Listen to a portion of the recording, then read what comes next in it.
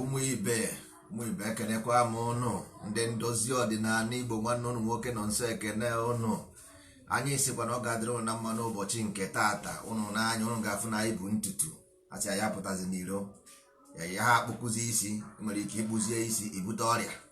Anyị ejirizi aka anyị wee na-achọ onwe anyị mma, asị na ndị na-achọ mma agaghị achọzi mmadụ mma, maka na enwere ọya obiri na aja ọcha na-egbusisi ndị mmadụ n'ala bekee.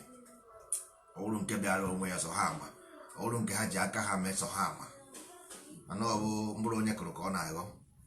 Anyị sị na anyị ga-ekene godi eke, kene orie, kene afọ, kene nkwọ, kene ndị mbụ, kene ndị ọkpụ na ndị egede. Anyị nwere onwe anyị bụ ndị ndozi ọdịnala, ndị agha na-ekwu okwu ya. Ọwụ na ị na-anụ maka ndozi ọdịnala, anyị nwabụ ndị ndozi ọdịnala Igbo. Enweghị ihe ọzọ anyị bịara na-abụghị ndozi ọdịnala Igbo. Anyị bịara ka anyị dozie ihe mebiri emebi. Obodo anyị adịghị mma, ala anyị adịghị mma, mana a sị na aka ruo egeruo. Onye sị na ọ dịara ya mma, nsogbu adịghị, mana onye kwuo ka ọha agara ebu ya gafe ama nna ya, onye ekwughị ka ọha eburu ya gafe ama nna ya. Ya ka ndozi ọdịnala ji wee sị na ihe na-emebi n'ala Igbo, nnukwu ihe na-emebi.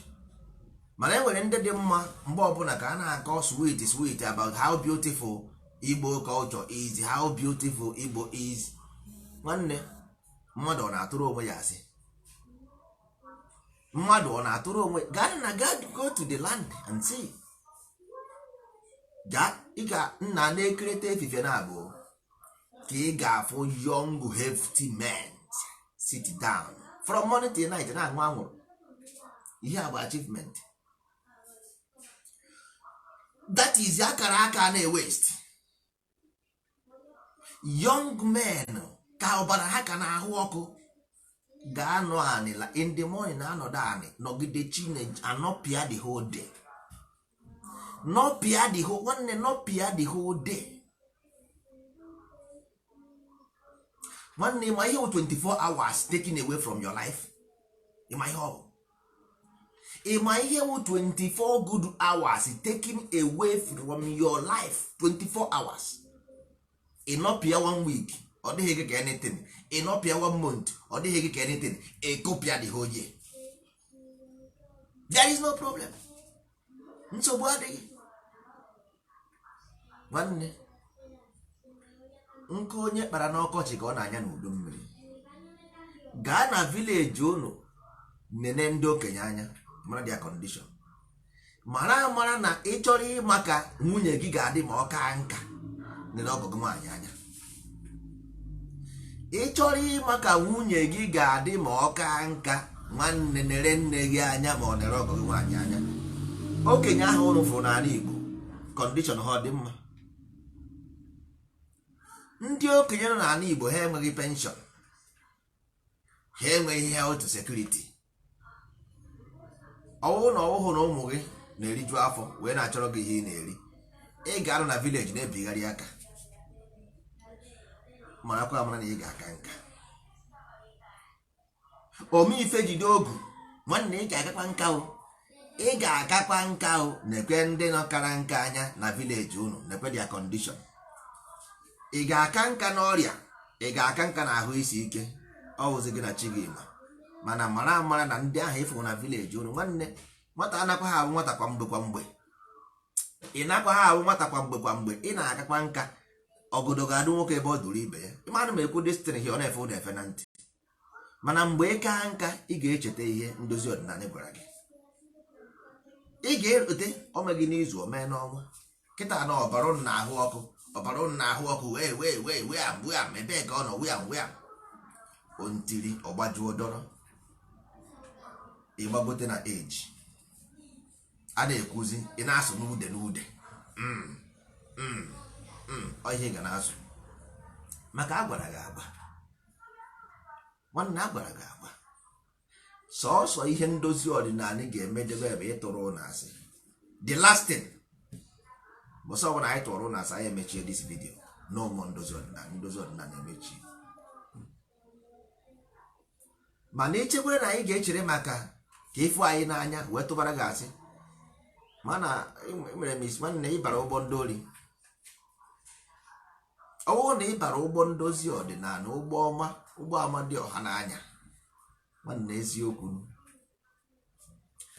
eziokwu bụ ndụ, whether good or bad, it does not matter.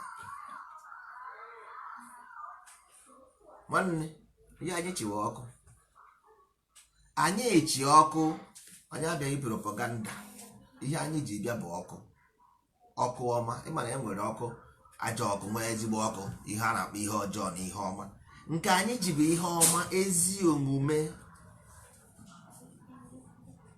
Ịmana ana m ekwu disi nso oyibo a, ịmana oyibo a na-asụ asụ, oyibo fịara ahụ nghọta.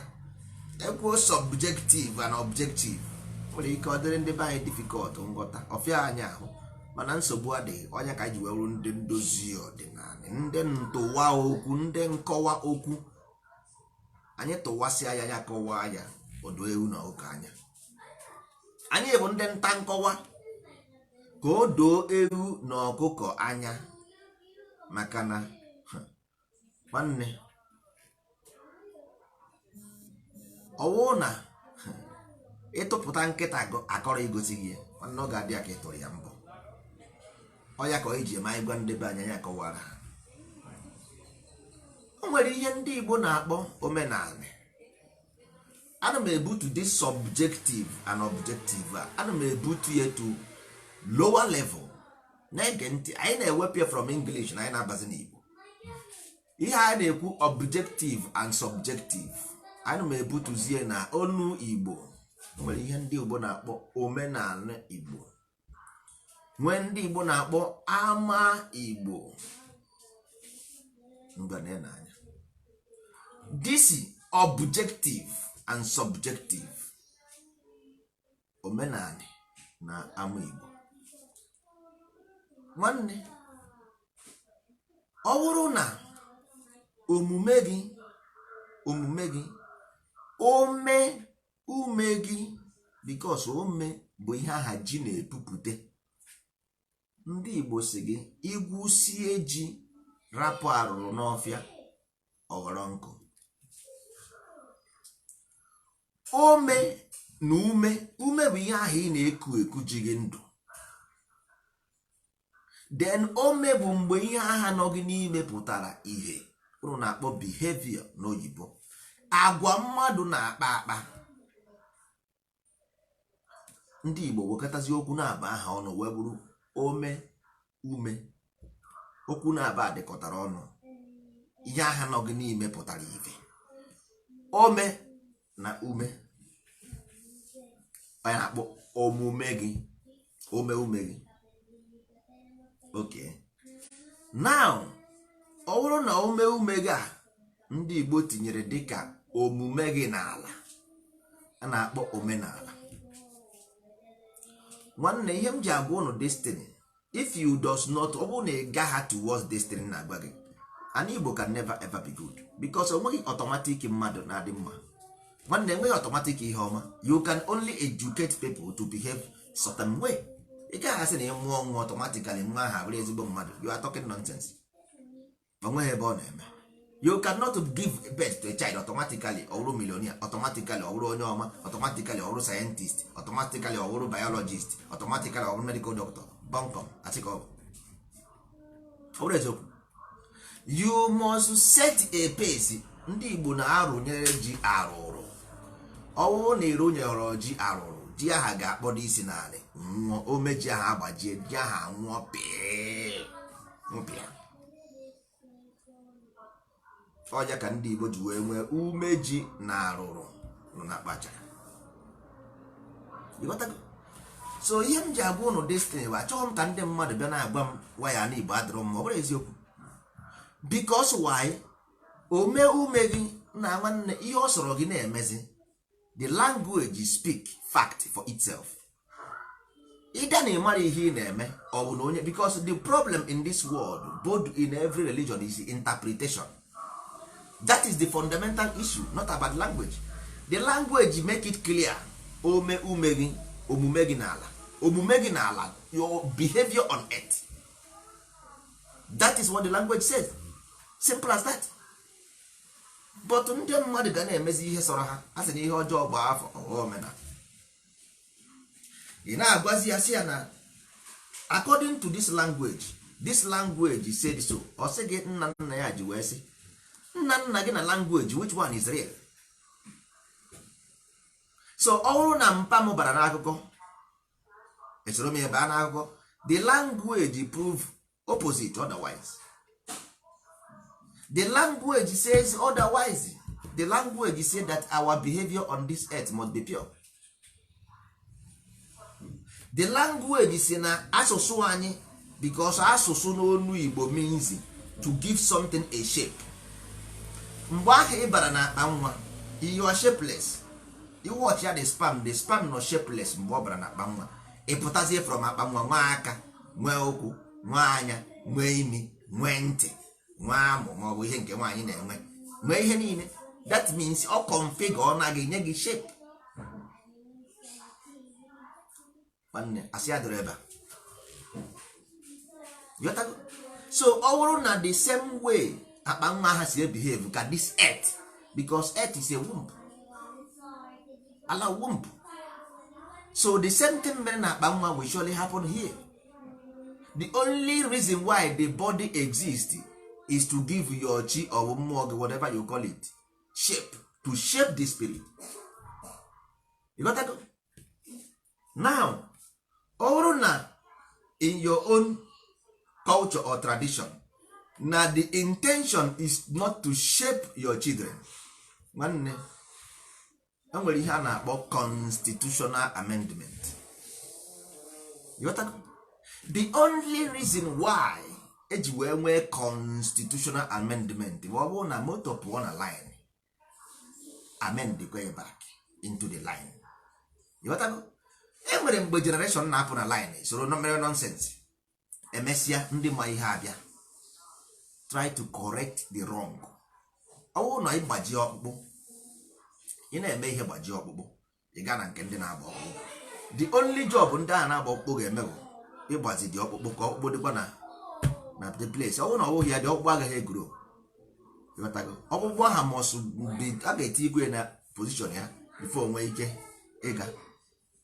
Ọ bụrụ na bicycle na-agba agba, shen ya agajie, before bicycle ahụ anyabakwa ihe werekwa the chain ha tinye join ya the chain before gabakwa. Ọ bụrụ na unu emeghị otu a, na omenala bụ to control the behavior of the children you are going to born. Nwanne afụfụ nke ga-ebidobeghị ebido, nke ya na-eme kịta ahụ just masaji ka unu na-eme, because o nweghị mgbe ị ga-amụ nwa automatically nwa ahụ na-apụọ ndụ. Ọ bụghị eziokwu. Oh, it's not truth. There is a difference between education and omenala. Ha na-aba bụrụ ofu. Education was single thing out of omenala, single one thing in omenala. Ndị Igbo na-akpọ ya izu ọgụ. Izu ọgụ wee izu ọgụ. Ọgụ is to study, to count something. You got that? Now izu ọgụ are now one part of omenala, one. So ọ bụrụ na ị na-agụ akwụkwọ, and the worst thing bụ na akwụkwọ ị na-agụ the self has nothing to do with your omenala. Ị na-agụ akwụkwọ nwa bekee, ịgụsị akwụkwọ nwa bekee and isi na ihe anaghị agara gị ọfụma. Nwa bekee mere akwụkwọ nke ya for their own system, because their system bụ commercial system. So ụmụaka na-agụ akwụkwọ ka ha pụta ka ha rụọ ọrụ na the company ndị setịrị up this system na nwere isoro ha na-agụ. Ọ dị ka onye ntị chiri na-agba egwu, ọ naghị anụ ihe egwu na-akụ, ịpụta afọ ya soro ya gbaba. Onye chiri ntị anaghị anụ ihe egwu na-akụ, isoro ya na-agba ihe egwu na-akụ. Ịgba ihe egwu na-akụ, mba, isoro ya na-agba. Ọ dị sentị na-eme anyị n'Afrịka mana obodo ndị isi ojii ndị ọzọ. Chain kọtụrụ akọtụ, we must cut the chain, put it back. Ọkpụkpụ gbajiri agbaji, anyị nidiri ịgbazi disi ọkpụkpụ. Ọ bụrụ na ọ bụghị ya nwanne, we are not going anywhere. You can only get to somewhere when you begin the movement. Enweghị ebe ị ga-eri ma ọ bụrụ na ibido njem. Ọ bụrụ eziokwu, you cannot get anywhere. Ihe ọ sọkwara gị mee, mark ya. Ọ sọkwa ya bụrụ na if I did not live tomorrow, you will live, my word will live, because they are truth, absolute. the world will live. Okwu ọnụ m ga-ebi. I told you. Ị ga-asị na m agwara gị. Enweghị obodo na transform. People transform a place. Obodo ị na-akpọ ana Igbo, somebody created it. You as a children must follow the line or you perish. Adịghị m sure na o nwere ndị create the country to perish for their children to perish. I don't think so. Ihe ị ga-ajụ onwe gị bụ ihe a m na-eme ọ dị in line and on the line. You're not in a line. That is why it's not working and it can never work.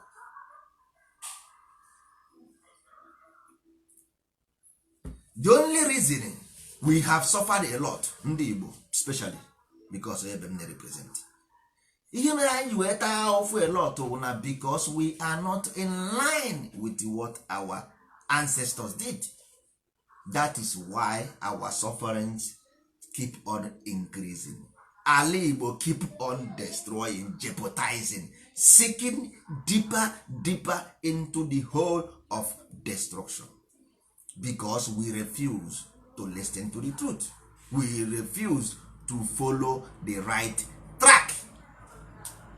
Not about government, not about Igbo government, not about any religion. No, it's only the character and the behavior of the residents in that particular area. Because your parents, your ancestors had the car, motor car. The car nwere ihe a na-akpọ gear. The only reason they change the gear means transformation, to make this car move faster or to slow the car. You got that? Now ọ bụrụ na nna gị bụ moto, then gear aha ụmụ ọ na-amụ amụ, because nna gị nwere ike ịmụ ụmụ 10, 20, 50. Ihe ahụ gear ka o change that. So you cannot abandon the car and take a gear, other possible. And you cannot abandon a gear and take a car, other possible. The only thing ị ga-eme bụ ọwụ na nna gị tinyere na gear 1 or gear 2, ndị nwa tinye na gear 3 and gear 4 and gear 5, ka moto ahụ gbasie ọsọ ike. So this culture so omenala is just like a gear. All depends ndị nwa na onwe gị, ị ga-add the gear, ị ga-reduce the gear. It's as simple as that. O nwere ndị ọ bụrụ onye ọbụla ka nne na nna ya metere ọfụma, not everybody, but mara na ọwụghị one president na-achị, ọwụghị onye ọbụla vote the president. Ọ bụrụ onye ọbụla, but ọwụ na onye ahụ wụrụ president, all president for the whole country. Ndị Igbo si onye ji n'ikwu anọ bụ ụdị ọkpara gburu nna ya. Onye ji n'ikwu anọ bụ ụdị ọkpara gburu nna ya. So ihe m ji agwụ na ihe in essence is that ọ bụghị iwu bụ na nna gị must meela ọfụma ka ndị Igbo wee dị mma. Enwe ndị nna nna ha na-eme ha ọfụma, nsogbu adịghị, mana ndị agha mere ọfụma, we correct the wrong of ndị agha na-eme ha ọfụma. That is why we are here, to correct the wrong. We don't blame anybody. Watch ya, anyị anaghị eji ike blame mmadụ. Because onye ọbụla dịka step, most of you nwere house bụ step. Ị na-arị staircase, ị ga-ahụ na ị ga-arị 1, rịa 2, rịa 3, rịa 4, until ichi ị ga na first floor. Ọ bụrụ na 7 ka step ụnụ dị, ọ bụrụ na 6, ọ bụrụ na 5, ị ga-arịgo that step before you get to the first floor now. You got that? So everybody are the same in the reasoning. You got that? Everybody with the same ability to understand or to reason. You got that? So that is why we must put the best. Even the wrong, we always later follow the best. We must institute the best. Whether people, because ndị nkịtị will always criticize, condemn and oppose. Don't mind them, because all ka their mind dị ha asị na ọkọ aka ha nwaanyị ka ọ na-atụkwasị dị. Maybe ọ ghọtara ihe na-akọ. That is the problem. He or she does not understand. But mgbe nwa na onwe gị mere understand kwesịrị ịma that onye a he does not understand. So leave them, go ahead and execute. Ọ bụrụ na onye tụrụ inu na akwụkwọ ndị chọọchị, ọ sị Solomon sị na enwere nwaanyị ụmụ nwaanyị akwụna na-abụ mụrụ nwa, ofu onye nwa ya nwụọ, nke ọzọ nwa ya nwụọ. oruzie mgbe a chifụrụ asị na achọrọ ike nwa etiwezie don divide Solomon si ekekwana dị nwa ịghọtago na nwa too na ọ ga-ama nne mụrụ ya ịghọtara. So just like that, otu anụmanụ bụ ndị Igbo, onye Igbo ọbụla groro ịghọtago nzuzu, ịghọta ịka nzu wee ịka nzu, onye ọbụla groro above nzu ịghọtago, which is ability to reason, a na-akpọ akọ. Once ị kaghara na nzu inwe akọ, once ị nwere akọ inwe uche, because akọ bụ ability to reason. Because ịnweghị ability to reason, ịnweghị akọ ị gaghị enwe uche, ịnweghị uche ị gaghị enwe echiche. Ya simple truth. That's why ndị Igbo ji wee ịka nzu, ịka nzu wee ịka nzu, nzuzu ihe gbara pieces. Ịghọtago? So all these things ọwụ na ịghọtaghị ya ịnọdịnala n'aka chọk. That means ọ dị ka nwatakịrị enyere toy, o were toy na-egwu egwu, toy ahụ na-eme disi nwatakịrị happy, but actually ndị nwa na onwe gị gotere nwatakịrị ya toy mana ọ toy ka o ji. ngwụwanyere ya toy mana ọ toy ka o ji, mana nwatakịrị ahụ amaghị na ọ toy ka o ji. Nwatakịrị a jere ya ji everything all at all. So ndị nwa na onwe gị na-akụziri ndị ahụ ihe kwesịrị ịma na these people enweghị ability to reason. So leave them with the toy, but to give them the actual sense, so that the toy ahụ will help them ghara isi nke, maka onye nọ n'elu, onye nọ na mmiri na-egwu mmiri, o nwere inye ya nke ihe na-akpa onye amaghị egwu mmiri, unu na-enye ya parachute ma unu aka ihe galọn n'ugwu ka ọ ghara imimi anyị. Mana onye ma egwu mmiri anaghị eyuzu galọn, aka nkịtị ka o ji egwu mmiri, aka nkịtị ọ na-egwu mmiri na-egwu mmiri. Onye amaghị egwu mmiri na-etinye support.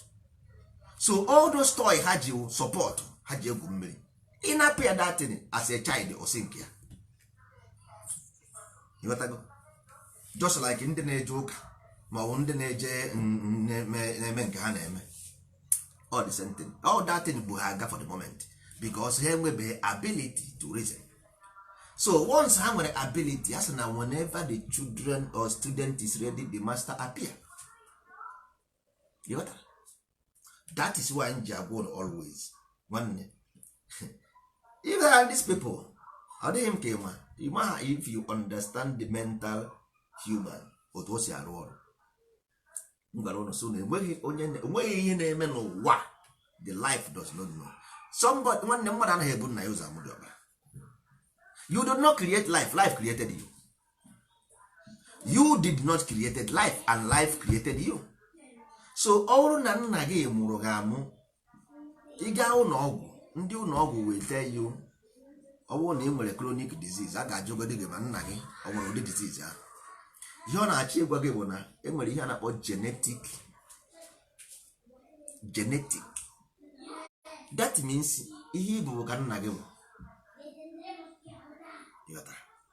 Now ọ bụrụ na ihe bụ ka nna gị bụ, marazie amara na it will judgment to your ancestors.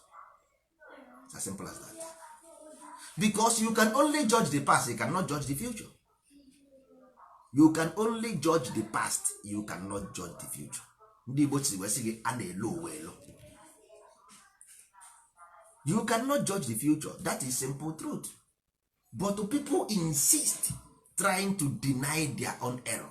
Ka onye ga-blame, who are you going to blame? Nwa bekee, Yoruba, Hausa? Nsogbu adịghị.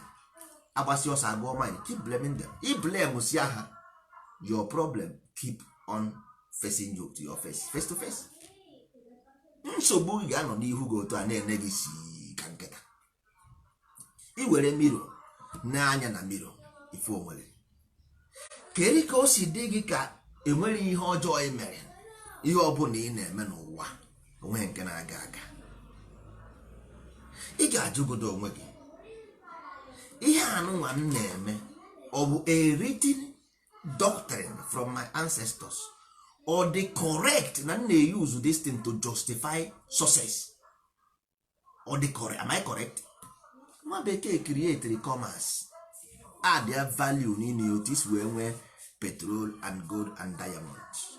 Nwa bekee added the value with paper money to their economy.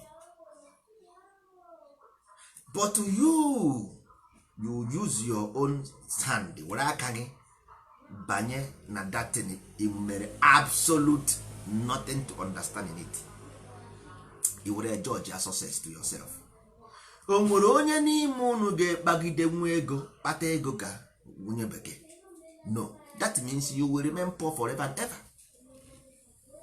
Because after you kpatasia the ego, they will devalue the money, you become poor again. If you have too much cash, they will devalue it. So as long as you nọ na this paper money side, you cannot be, you will always be classified as a poor people or poor nations or poor race, because ha nwa all their value system. Ọ bụrụ na ịwụrụzie rich man in their value system, ndị Igbo si na arụsị anaghị eje mba awa afa. Ọ naghị eme. Arụsị anaghị eje mba awa afa because mgbe a ṅụrụ iyi etiri iwu, ọ bụghị na mba ka emere ya, etiri iwu n'ala. So ọ bụrụ na these people kụchiri na this their paper value system ha, ịbatazie ebe aha wụrụ ọgaranya, ha nwa agbabaziere gị odibo na ịkara ha nwe ego because ị nwere minerals. So ị nwezie ego, that means ibirigodo na ibiri na ha nwa bụrụzie gịnị. So as long as you face that side, nwanne enweghị ihe onye ojii ga-enwe ego n'ụwa ka ọ dị recognized as a rich person. No. Ọ bụrụ na enwere, gwa m onye ahụ. Jay-Z nwere billions. Ọ bụrụ Jay-Z, ọrụ onye ọcha nwere ego Jay-Z nwere, nka ma ọ ga-akpọ ya millionaire. But ọkọrọ ego niile Jay-Z nwere, ọ pụtakwa achịkwa onye ojii. Puff Daddy nwere too much money. Even Michael Jackson ma o tere onwe ya onye ọcha, o nwere too much money. But they are not recognized. How do you recognize? Why? Because of somebody's value system. Your man may have a value system. You got that? So this thing anyị lack in our mental psychodynamic synchronicity. We do not synchronize ihe nna nna anyị gwara anyị. We don't. We do not synchronize with our ancestors. We not. Ndị Igbo sị gị n'ụwa bụ afịa. Enu ụwa bụ ọlịlị, onye nọsi ọ na-aba. Enu ụwa bụ ọlịlị, onye nọsi ọ na-aba. Enu ụwa bụ ọrịrị. Ọrịrị means ascension as well. Enu ụwa bụ ọrịrị, onye nọsi ọ na-aba. So your value system bụ ihe jiri gịnị bụ value system ahụ? Ume n'ala. Your value system, not paper, is your behavior. Ndị Igbo nwuru behavior as a value system. O ji wee sị gị na ọ ka mma na igburu ọgaranya egbu da n'imebi afa ya. Ndị Igbo si na ọ dị mma na ọgaranya ọ karịa mma na igburu ya egbu da n'imebi afa ya. Ndị Igbo si na ezi afa ka ego. I did not invent it. How simple, absolute fact and truth. Ndị Igbo si ezi afa ka ego. Ọ na-egosi gị na ndị Igbo value system ha omume gị na ala is a value system, so that you can be able to adapt anywhere you are. If you go to America, as long as you nwere omenala, ibu ya, because omenala o mental. You got to, so ibu ya eje.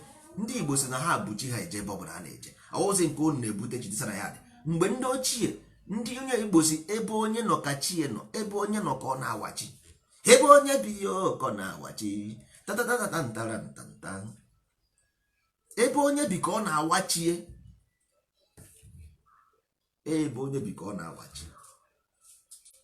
Anyị ahapụzie ilu niile nna nna anyị ha tụọrọ anyị na nwatakịrị igbesie igbe ọgaba ije, ọgasịa ije ọgbaba ọsọ.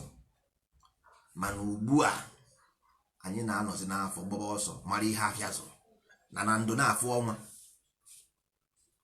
Anyị na-anọ n'ụlọ mara ihe afịa zụrụ. Ị na-agwazi ndị be anyị sị ha na omume gị n'ala bụ the only reason why ala adịghị mma, because ala adịghị mma bụ uru ndị nze. It's as simple as that. Ịgwasị ndị be anyị si ha na nwanne success abụrụ pepa, success bụ akara aka. Kịta anụnwa na ndụ ndị Igbo tata, onye ọrụ aka a na-afụ ya asị onye nkịtị, onye ọrụ aka a na-afụ ya asị onye nkịtị.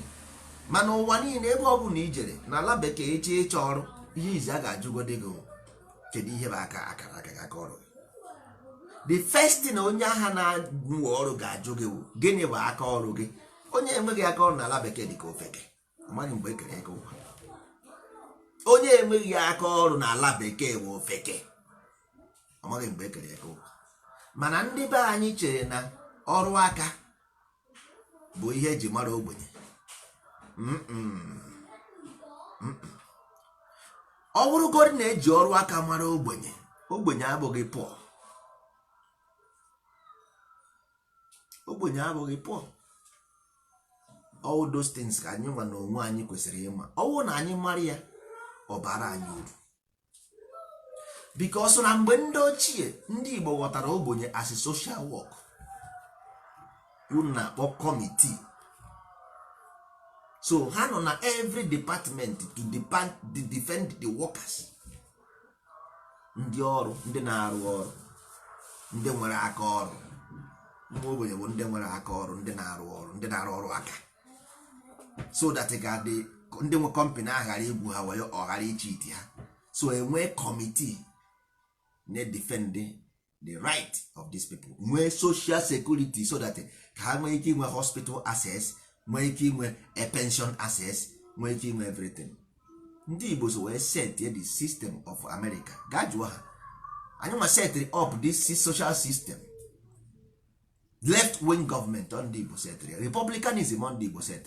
I can give you the evidence from A to Z. Reason why ebe ọ dịkwa n'ọnụ Igbo ọ bụrụ n'ọnụ bekee. So now ọ bụrụ na anyị nwa na onwe anyị dịka anyị si wee pụta si na anyị ga-eso nna nna ya, na anyị ga-eso ha maka na ụzọ ha dị mma. A sị na ụzọ dị mma gaa ya nga na abụ. Mana nke anụnwa anyị na-eso tata nwanne, ndị Igbo sị na ihe na-atọ ụtọ na-egbu egbu. Ihe na-atọ ụtọ na-egbu egbu. Anyị ọmakwana. Anyị ga-ajụ onwe anyị kedu ihe mere this generation in particular. Kedu what happened? Most of the generation na n'iyi amụrụ ha na church. Most of them. This West generation amụrụ ha na church. Why? O ji wee wụrụ mgbe chọọchị batara too much. Ọ mgbe ha batara, no mgbe ọ dị too much. Ịma why? Ọ na chọọchị bụ ihe ọjọọ. But now let me get ntị ọfụma ka gwaga ebe mmiri si ba na opi ụgbọgụrụ. Kịta now mmana ịba ha na chọọchị ịba materialism. Most of people na-aga chọọchị on Sunday ka ha je gosi moto ha, ka ha je gosi akwa ha. Ụmụasa na-aga ka ha gachụrụ nwoke, ka gachụrụ di. Ụmụ boys na-aga ka ha gakụrụ asa. Ịghọtago? So onweghịzi nke na-aga ikpere chi. N'ọwụzi ka agazie gụọ fọn. Ịghọtago? Ka eje mekwa ịmụkwa ndị anyị bụ onye pụtazi ọsị ya goro ana m eji efi atụ mma mma ndụkwa dị mma mma ngorekwere efi na basa. Ịghọtara? So ọ a na-eme going gone. And nwanne ụna na-agba lọtrị n'ụlọ ụka asị onye weta egwu nke a sịkwa egwu aka 50 egwe m 50,000, onye nke a sị egwe m 200,000, onye nke a sị egwe m 300,000. Nna nwanne n'ụlọ ụka ụna na-agbazi kalokal ọ pụl ka ụnụ na-agba n'ụlọ ụka. Ịghọtago? So ịbịa na-esinye anya odoge anya na distance. Since m bịara ala bekee ahụbeghị m ka a na-eme baza n'ụlọ ụka, ahụbeghị m ka a na-eme kalokal n'ụlọ ụka. Ana m ego efi 1,000 n'ụlọ ụka, ahụbeghị m before. Ọ na Afrịka ka m fụrụ a na-ego efi 1,000 1 million naira, 2 million naira n'ụlọ ụka. A na-ego efi 2 million. Ahụbeghị m before n'obodo Igbo since m n'ebe ahụbeghị m baza ka a na-eme n'ụlọ ụka. So all that materialism onye destroy our children. Ụlọ church actually, but all church bụ ya bịa. Ịghọtago? All church bụ ya bịa, ndị church bụ datin bịa.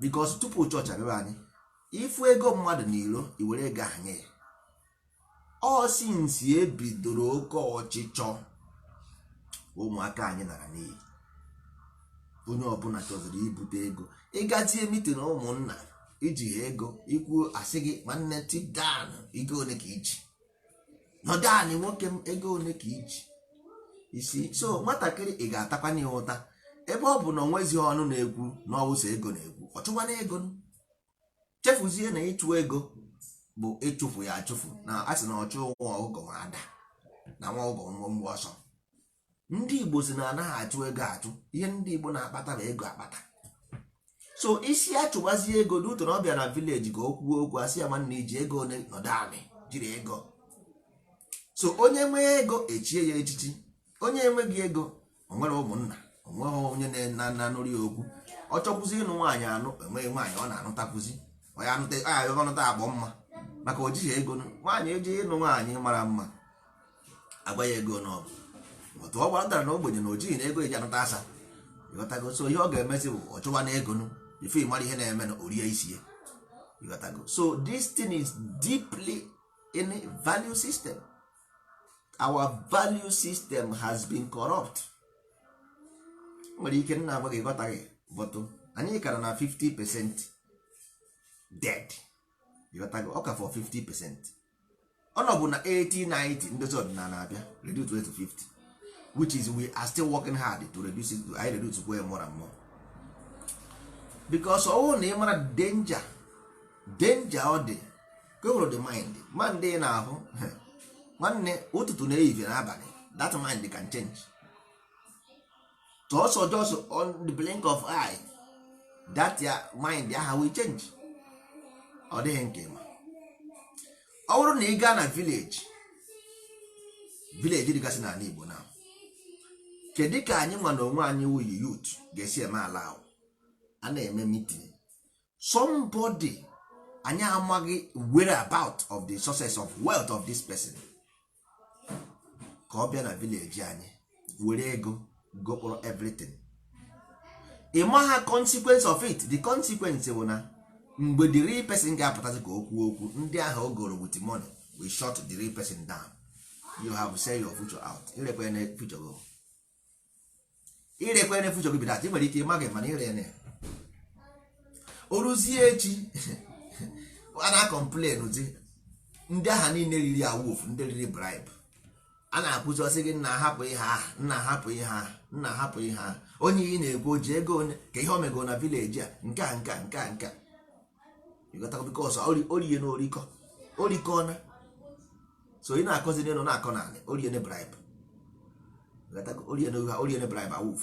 So ihe na-achọ ego anyị bụ na isi mkpi dị na-akpa mkpi mana ọnwụ na anyị wetuo disi omenala as behavior control hapụ ihe ije oke na anya ka m gwụnụ something the nwere ihe ọbụla a na-akpụ akpụ n'ụwa that is if you want to give something shape without mmiri iweta simenti ọ mmiri ka iji enye shape.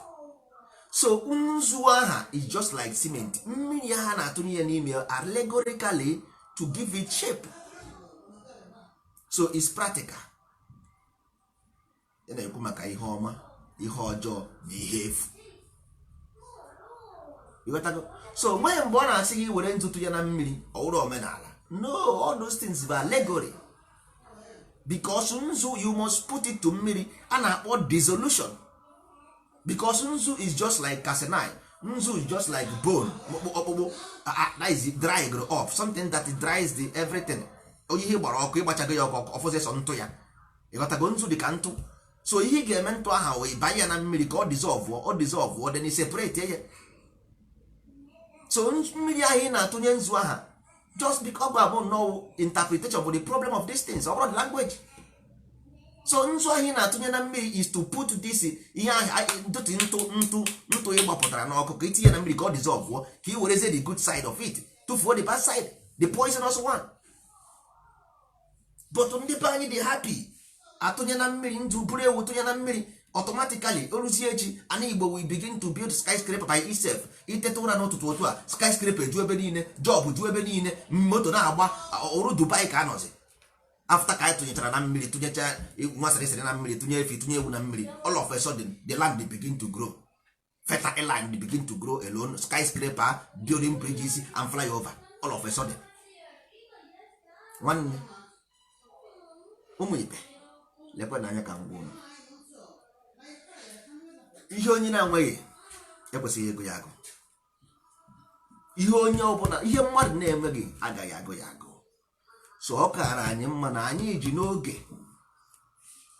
tọghesiwekwe ngwugwu a nụnwa anyị kere bụ ihe ji anyị. A sị na onye ji mmadụ na ji onwe, anyị kere ngwugwu ji anyị kere ngwugwu kwa onwe anyị agbụ, anyị kere onwe anyị agbụ. Ka anyị tọgasịkwa na agbụ ahụ anyị kere onwe anyị, ka anyị tọgasịa na agbụ a, bikọs agbụ ka anyị kere onwe anyị ha. Obodo niile nọ n'ụwa ndị Igbo si n'ọwụ ndị egede, gịnị wụ ndị egede? Ndị egede wụ theocracy, the theocracy, the best of the institution. Ha nwa na form government,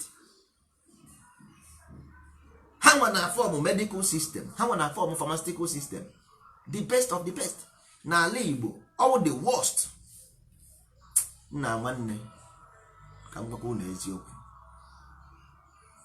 ọkwa ifuru okwu unu ji sọkwa gị na complain, you are complain self. Amadioha enweghị ike igenye because ọ iberibe anyị a na-edere ịgba anyị na tebụl pịa anyị 24. Ekwesịrị ịgba anyị na tebụl pịa anyị each person 24 latches. Itinye aka ebe ahụ add ya more 24 again. Itinye aka gị na ya add ya 24. Mgbe ọ bụ na itinye aka 24 ọ na-eme increase because mmadụ agaghị anọkọta ọfụ ihe ọma na-emenụ o value ye ọfụ plane ka ọ na-agba, o value ye na enwere so special people who plane ọfụ moto, o value na enwere so special people who plane. O ruzie na his own place land, o feelizie na ndị nkịtị can occupy an important position. Ndị China na-arụ everything na ha na-arụ n'ụwa, na top up. Europeans topping up, everybody topping up. O ruo na nke anyị,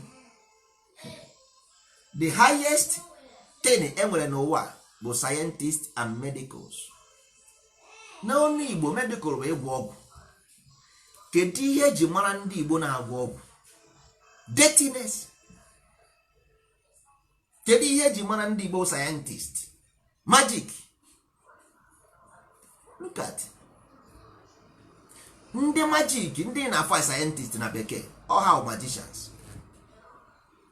Ndị a na-eme scientist, they are magicians because ha nwafeniri plane ahụ efu na-efe efe. Yes, plane ahụ na-efe efe ha buniri.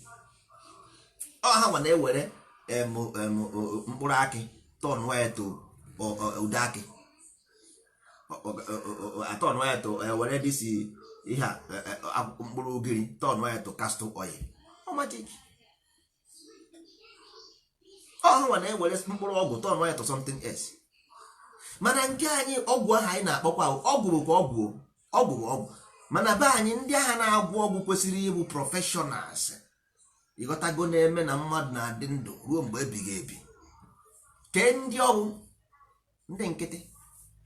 Ịghọtago, so ọ bụrụ na anyị hapụrụ our society ka ndị nkịtị occupy our political structure, ndị nkịtị occupy our medicine, ndị nkịtị occupy our scientists, ndị nkịtị occupy everything. Kedu ikpe n'ebe dị? How can the thing change? How can best thing happen? If you want the best, you must have the best. If you want the best, not just somebody na-akọ gị na-ekwu egwu nonsense, that is rubbish. You cannot just be saying no. You must have the best to create the best. If you don't have the best, you can't create the best. You must look for the best and have them. Then you can use them to create the best. You cannot just imagine the best to happen by suddenly the best begin to happen. Nonsense again. So if you go to Europeans have the best in position. Then create a society, and then begin to enjoy. Chinese have the best, and then create a society, and then begin to enjoy. And then need only food and shelter. Then only need food and shelter. na-amụ sọ nwa na-amụ nwa na-create na multiply to multiply o ji bụrụ onye nkịtị. So a na-enye ya ego every month akwụọ ya ụgwọ o wee na-efeed nwa ịghọtago na-agba obodo mmiri. Yes, abịazie na our own Igbo land, ndị nkịtị occupy every position, even religious position ndị nkịtị kwa ịghọtara. So how come ka ezikwen ka anyị si wee na complain ebe ọ bụ na anyị were okwute dochie ụzọ ebe anyị ga-esi aga nwanne? How can we na anyị nyochiri nsi ụzọ, onye nyochiri nsi ụzọ ojiji, anyị nyochiri nsi ụzọ bidogone from this omenani fụ ya as a behavior. ị ka na-afụ this omenani as ndị ohorihe na-akọ nwanne, ihe awụtọ ya ụmụazị. ọnwụ na tọọ ya ụmụazị a your children ji tọọ ya egwu egwu, ifili na nwatakịrị anyị ji tọọ ya ha egwu egwu na ọma ihe ọ na-eme. Ọ gịnị ya bụ ofu, gị na ya bụ ofu. Ijubeghị onwe gị kedu reason why ji wenye nwatakịrị tọọ ya? Why? Ọ gị nwenye ihe tọọ ya ọ dị bọrị. Ị gaghị amụ nwa inye ihe tọọ is not possible. Inye ihe nwatakịrị ihe eji egwu egwu gị na-enwe nsogbu, ọ gaghị enwe gị m anything. O nweghị ihe enwe gị m. Ọnwụ na inye nwatakịrị ihe eji egwu egwu, you cannot do anything. So ọnwụ na ya enye ha those things ha ji egwu egwu, ha agaghị eme anything. But ife ihe na nọ nso na-akọ tu nọ ndị a na-akọ ezigbo ihe nwanne, your future, I hope, I will pray you will be alive to see yourself in old age. I pray ị ga-adị ndụ fụ onwe gị na nka iwefe ihe mere onwe gị. Then ka ị ga remember nọ nso na-agwa gị let us scientifically design this process, let us scientifically redesign our future. Isi m mba na okeke gburu ewu gbuo ozu, o gburu ozu pepa nwanne. ịkasị na ị nwere ego, nsogbu adị. Nsogbu $1 million dapụtara gị, ị ga-ebu me. Nsogbu $1 million ma gị ma ego gị erughị $1 million. Ngwa gị na ego bụ value system of somebody, ị na-asị m mba. Nwa bekee since e nwere disi ọrịa obirinaja ọcha, they are pumping money into the economy. Kedu ebe ha chi eweta ego ha na pọmpụ? Ichi pọmpụ ego ịgaba IMF gabiri. Kedu ebe ha si eweta nke ha na pọmpụ every blessed month 9 million 10 million ha na pọmpụ ego na ebe ego si apụta? Kedu ebe ego ha si apụta? Ichi ime nke gị ọwụrụ okwu odoge anya na nwanne isoghị n'ihe a na-eme. Agwana m ụlọ ya bifo nwanne, ka anyị gaa na lokal. First of all, anyị ruo lokal, anyị a redesign ya our system. Yotago anyị dozie system anyị dozigodi our system bụ disi omenala ọdịnala ntọala. Disi system anyị redesign ya o buru anyị na-eje. Ọ bụ from this thing we transform ourselves into human being. Ka na ya wụrụ mmadụ nwanna ya adịbeghị ndụ, amụbeghị ya ama. Anyị ka ụmụ anụmanụ, anyị pụtazie mmadụ wee nwee ike ikwuzi okwu. How do we live here? Nwatakịrị buru ụzọ jee ije ọ bụrụ arụ, nwatakịrị pụọ eze enu ọ bụrụ arụ. Ọ ga-ebu ụzọ gbaa egbere, ogbesi ugbere wee gaa ije, ọgachi ije wee gbaa ọsọ. Ọgwana ngụ nwee mapụta join ya ndị chorus iso ndị na-agba egwu na-amaghị ihe egwu na-akụ aga. You cannot join the chorus like that. You must understand your own language. You must understand your system to your full step. Isoro ụzọ ụkwụ ya, isoro ụzọ ụkwụ nna gị, soro ụzọ ụkwụ nna gị. That is your future. You must know the past to move to future. If you don't know the past, enwekweghị future na-eche gị. Enwekweghị future na-eche gị. Na-agbakwa na eziokwu, enwekweghị ihe ị ga-agbakọta mgba gbata ya na mgba. Anakwaghị agbata ya na mgba, anakwaghị akọta ya n'ọnụ, anakwaghị anọta ya n'ọgụ. Ọkwa ka esi eme ya n'ụwa, ka esi eme ya n'eluigwe. Ọkwa ka ọ dịkwa na mbụ, ka ọ dị ugbu a, ka ọ ga-adịkwa ruo mgbe ebighị ebi. Nwekwa ihe na-agbanwe, ihe na-esiri gị ike, ihe na-esiri gị ike. Enwekweghị onye ka ọ sụrụ ya. Ọkwa chenu bicycle dọbiri adọbi, ọkwa chenu bicycle dọbiri adọbi. Isikwa n'otu a imegide unu niile na-efusie ndị ndozi ọdịnala 4-5 anyị ebidokwe from 5 ahụ ịkọ ofu mkpụrụ ọka ọ metara gị mkpụrụ ọka 1000, ịkọ nke abụọ ọ metara gị nda 1000 ruo 2000. ife ịkọruo ya ugboro ise ọ ka echie ebe niile. ịghọtago? a sị na mgbe ndị mmadụ na-eme ihe ọjọọ n'ụwa, chukwu according to ndị chọọchị, chukwu emebisi ụwa niile were Noa ya na ụmụ ya, ọkwa ịtọ ka ha dị. Noa na ụmụ ya ịtọ, ụwa chikwene ha amụchikwene ụwa egen, ọkwa eziokwu kwa ihe ha kwuru. So ya wee ụka were ilu, ọwa ilu ka a tụrụ gị dị.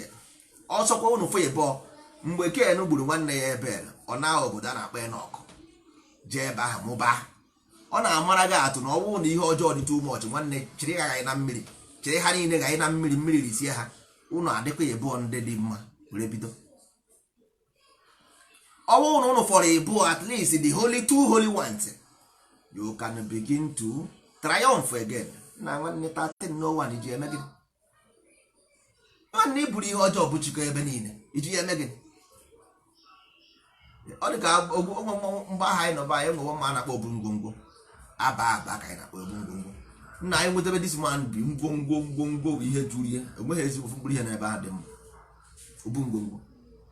So ngwongwo anyị na-ebu anyị eji ya eme gị.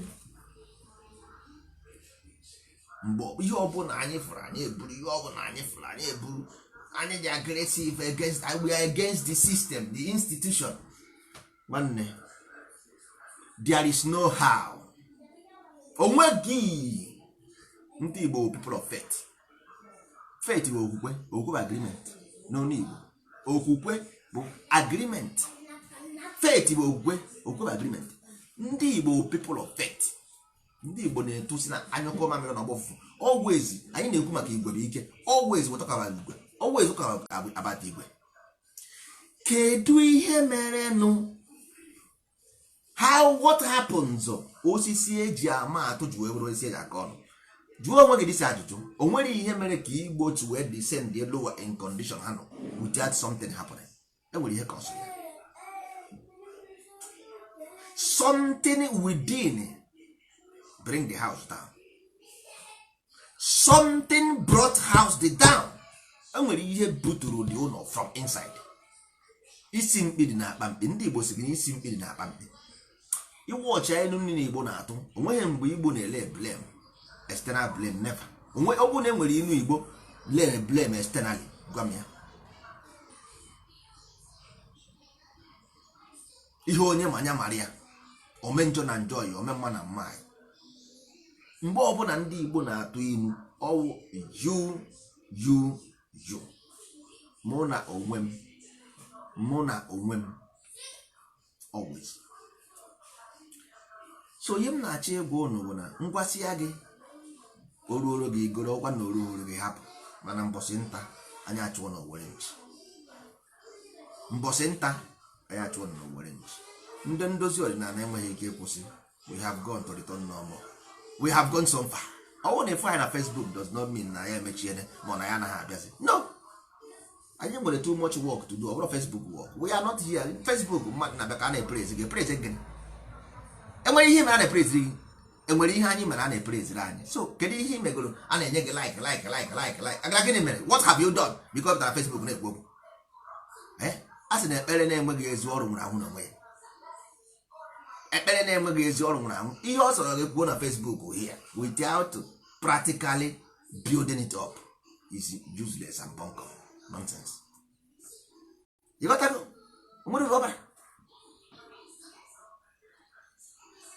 Nigeria remains an entity. It's a corporation. Ị gaa na kọtụ gị na mmadụ nwee ikpe, ị gaa na kọtụ, ihe kọtụ ga-ajụ gị ihe ọ sọrọ gị kwuchasịa, ihe kọtụ ga-ajụ gị evidence of this thing. Ọ ga-asị because na agba m na ihe ị na-ekwu bụ eziokwu, onye gị judgment. No, ọ ga-asị evidence of this your testimony. All from that place ka ga judge. Ị na-asị na emere gị nke a mee gị nke a, ị gaa na court a ga-ajụgodo gị kedu evidence na ihe ị na-ekwu bụ eziokwu. A na-ebute mmanụ na mba mmiri, so ị na-achọ ka e were ego mmanụ ndị mba mmiri na-ata ahụhụ bi n'elu mmiri, mmiri na-eri anị ha, e were enye gị, obi adịghị mma. So the condition ndị mba mmiri nọ ọ dịghị mma, so e were the money bịa bịa odowe ha n'Igbo. were dị ego mba mmiri ịbịa bịa udu ala Igbo nwanne kwa eziokwu ka ụnụ nọ dịga isi aka na-ahụ na-aṅụ anwụrụ na-ekerịta ife na abụọ ewere ego ndị mba mmiri na-abịa udu ala Igbo obi adịghị mma ndị mba mmiri a na-ata ahụfụ na-anwụ na pollute their land. Chekwere ihe ị chọrọ enweghị ike ụnụ enweghị ike ịgbakọta ọnụ create a job for your own people. Ndị Igbo nwere ego dị too much. How many of them nwere company na Igbo? How many of them ka unu criticize golu?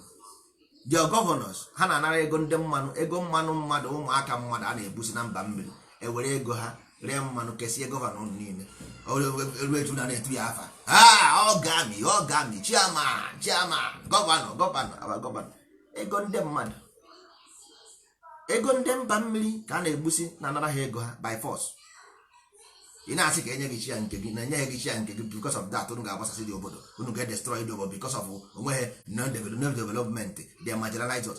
Ka onye marginalized gị who did that? Achọrọ m ịma onye ọ bụ. Gosi m the evidence. Mụnwa bụrụzie George now. I am George. Ka m bụrụzie George. Gwa m one single marginalization. I want to know. Enweghị airport. Enweghị anụ obodo ịfụrụ nrọ ọgụ luzuo nwere international airport. Enweghị seaport. Enweghị anụ obodo ịfụrụ nrọ ọgụ luzuo nwere seaport. Ọkụ unu butekwe ngwa ọgụ ọzọ were dọbakwa ọgụ nke pụọ. Mbanụ ha ihe ekwe. This thing will normal. Ọ bụghị because of marginalization. You got that? Ọ normal. Ọ bụghị marginalization ka ọ bụ. It's normal ma ọ bụrụ na ilu zuo ọgụ o nwere ike take 100 years to recover the war. Ịgbake.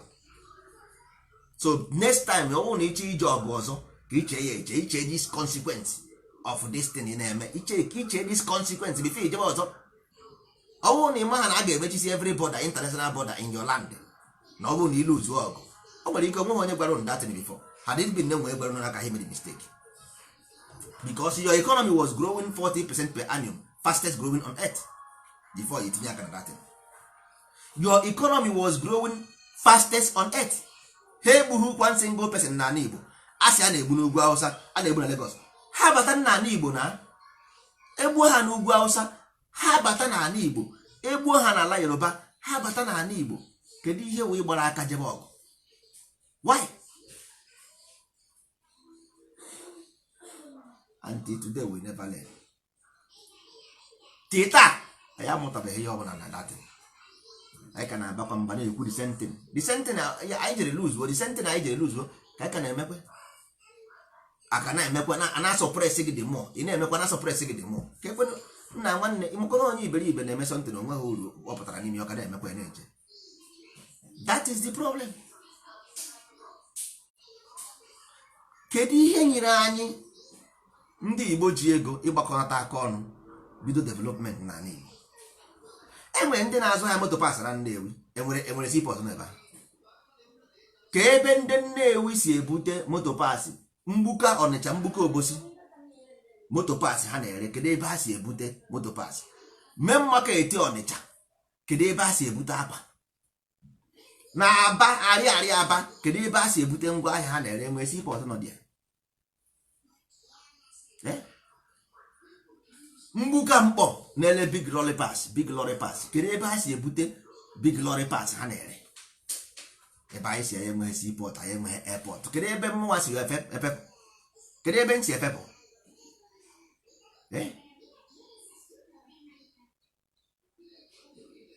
Nna nwanne enwere ihe a na-eme anyị na-aka otu a sometimes anyị na-eme ka ndị ebughara isi nwanne. Kedu ebe ndị niile n'obodo oyibo bụ ndị Igbo kwa na Krismas? Kedu ebe ha si ana? Ebe ha si ana si ebe ha pụta na ebe ọ bụla ha si abịa si ụzọ aha gaa.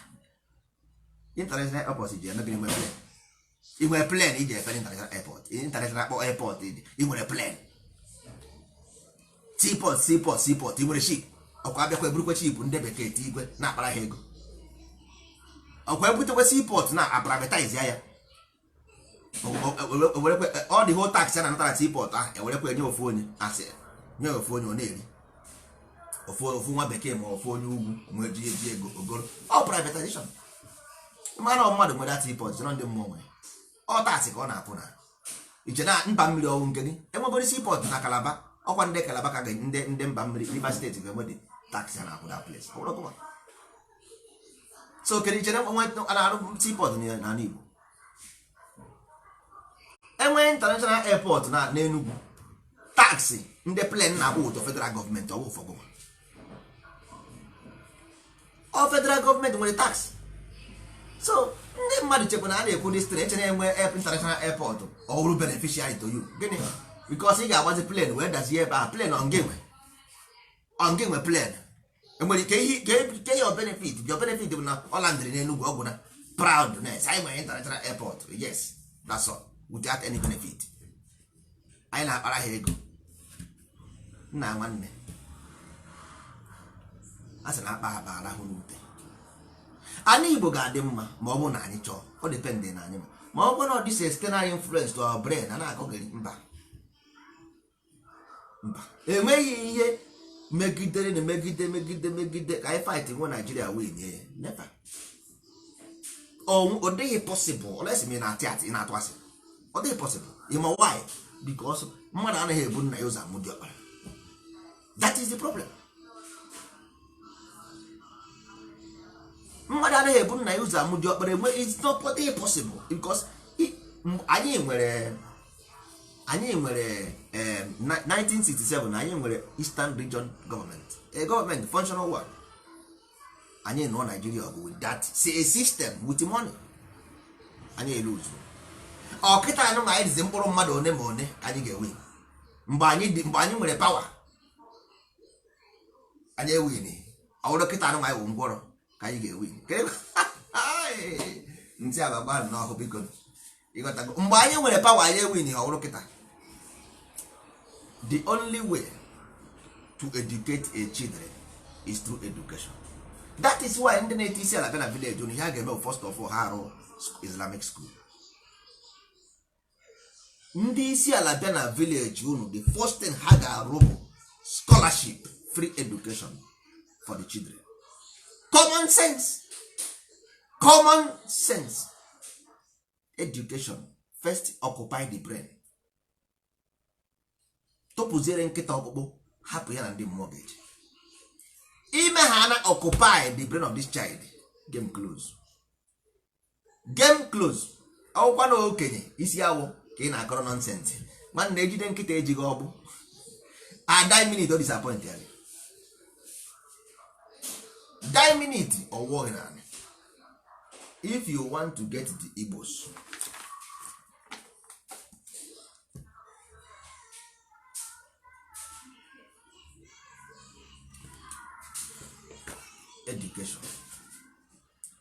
education put them in education.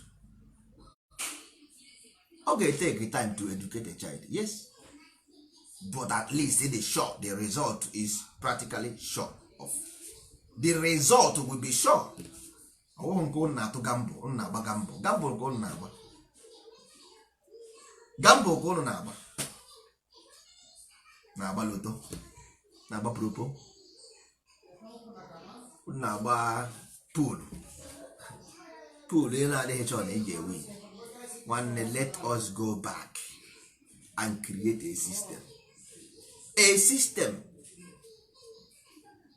anyị nwee a system. anyị nwere distance before, anyị nwere njọkụ, anyị nwere osu, anyị nwere eze, anyị nwere nze na ọzọ. Ka anyị reformat ya na this system locally, at least to have peace, security, food security, job for our children, shelter for our children. All these things are more important than fighting a system. Anyị adịrọ powerful enough to fight a system. We can't. Anyị adịrọ powerful enough to do it. We don't have what it takes to do it. Anyị enwere ihe take. Anyị enweghị ihe, we don't have it. Ọ dị ọ na-atọ ụtọ n'ọnụ to say it is sweet, but we don't have what it takes.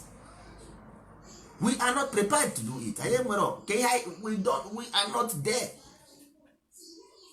Can you form a society? Let's form a society. Let's bring Igbo together. Be one Igbo, one people, one nation. Speak with one voice. Then make sure our people stop smoking alone. They can smoke but work as well. Not only smoking by not working. smoke and work better. Not only smoking, not working, not good. They will become armed robbers and rob you. They will rob you and rape your children. The best thing will make them comfortable in their own father's land. Make them patriotic. They will patriot. One not difficult to create a job and health shelter. These things are not difficult. You need the collective will, which is ndozi ordinary, have the fundamental idea to do this things.